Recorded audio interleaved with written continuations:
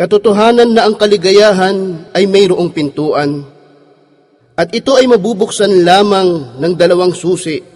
Ang unang susi ay ang tumingin sa iyong itaas, sa kalangitan, at anumang mayroong dito, ang mga bituin, araw at buwan, at tumingin sa iyong paligid, mga karagatan, kabundukan, mga ilog, mga hayop, mga ibon, at mga isda. Hindi ba mayroong batas na sa mga ito ay nangangasiwa? Ang mag-isip sa iyong sarili at kaayusan sa iyong katawan kung papaanong nagtutulungan para sa iyong kalusugan. Sino ang naglikha sa mga dakilang nilikha na ito?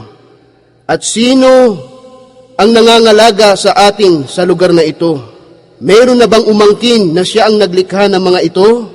Katotohanan na may isang dakilang naglikha sa mga ito at tunay na may kakayahan ang maawain.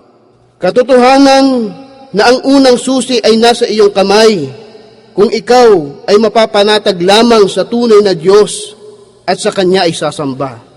Ang pangalawang susi, ang maalaman na ang tunay na Diyos na naglikha ng lahat ay inuutusan tayong tumahak sa landas na magbibigay sa atin ng kaligayahan. Katotohanan na ito ay landas ng Islam, na kung sino man ang tatahak dito ay magtataglay ng tunay na kaligayahan sa buhay at ganap na kapayapaan pagkaraan ng kamatayan. Ang Islam ay reliyon ng kapayapaan at kapanatagan. Ang Muslim ay nabubuhay ng mapayapa kasama ang kanyang tagapaglikha, sapagkat siya ay naging masunurin sa Kanya at dahil dito, kapayapaan pagkaraan ng kamatayan. Ang Muslim ay nabubuhay ng mapayapa sa kanyang sarili, sapagkat ang kanyang puso ay nakilala ang kanyang tagapaglikha. Ang Muslim ay nabubuhay sa kapayapaan kapiling ng mga tao, sapagkat siya ay nakikitungo ng may katapatan.